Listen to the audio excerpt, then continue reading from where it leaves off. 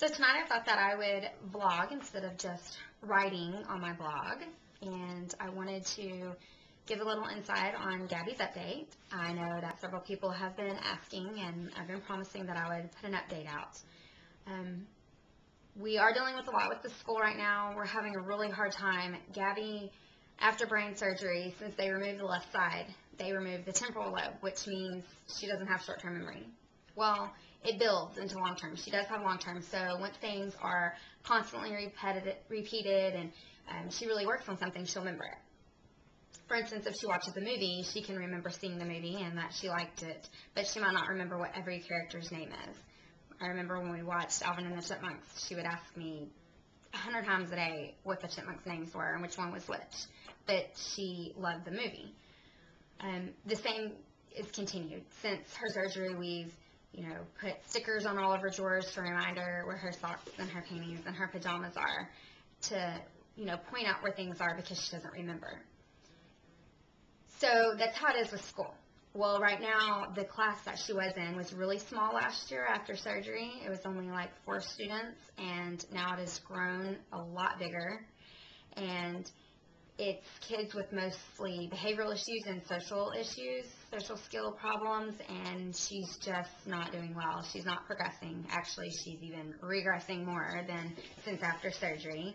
She's repeating kindergarten this year. It's her second time in kindergarten, and we're fearing that she'll be in kindergarten again next year, and I don't want her in kindergarten 3 years. I mean, that makes the statistics once she gets older. I mean, come on, what 20, 21-year-old's going to still be in high school? She'll want to drop out, and I'm just really fearing that. I don't want her getting in a rut, being so far behind that it's difficult to get out of, because Gabby will be 7 in April. So I've met with, the neuropsychologist, the hepatologist, her neurologist, her pediatrician, the school counselors, the principals, the teachers, the diagnosticians for the school.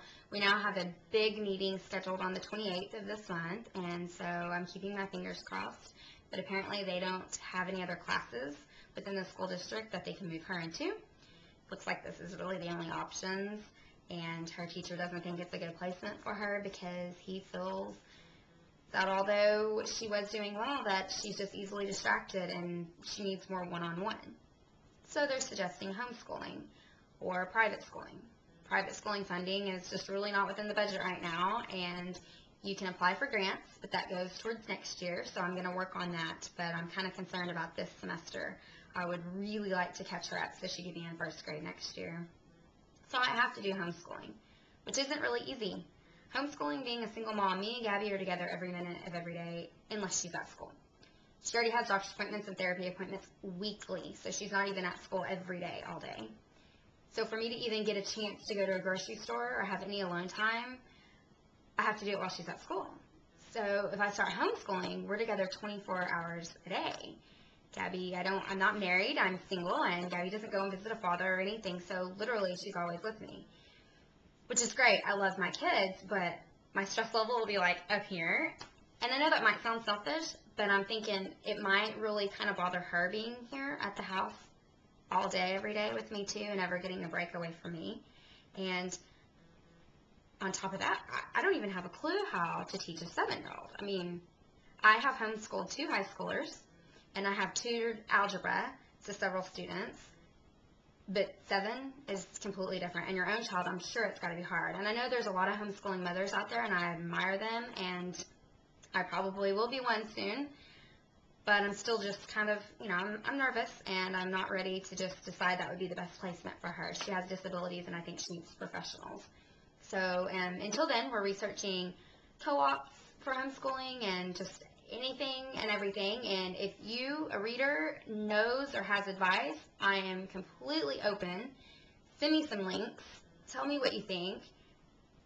However you feel, any ideas. I'm ready to accept anything at this point. I am at wit's ends, and I feel like I've kind of come to a dead-end road. So any ideas are appreciated. Also, I know everybody knows that the past 2 weeks we had a bunch of testing done on Gabby because she had been having some stomach problems for quite a while now. And I found a knot in her stomach, and I was really nervous because she was saying it hurt when she moved, and I was kind of scared it was some kind of mass because it was above her belly button about 1 inch. Well, after blood work and ultrasounds and seeing 2 doctors, they have realized she has a hernia. So on Wednesday, we go and see a surgeon, and I guess we'll find out the next steps. So wish us luck, and hopefully my poor child will not have to go through another surgery.